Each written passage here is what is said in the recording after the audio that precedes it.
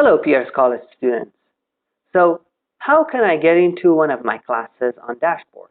So as you see, there are lists of my classes here on Dashboard.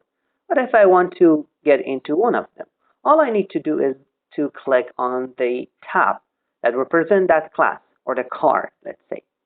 So on the top left side, you see ESL 3A.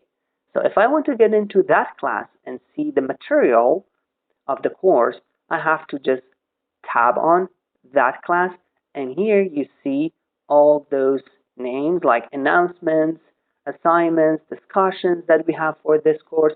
We're going to talk about them later, the important ones. But if I want to go back to the dashboard, so I need to click on the arrow icon at the top left side next to the ESL3A, which is the name of the class, and go back to dashboard.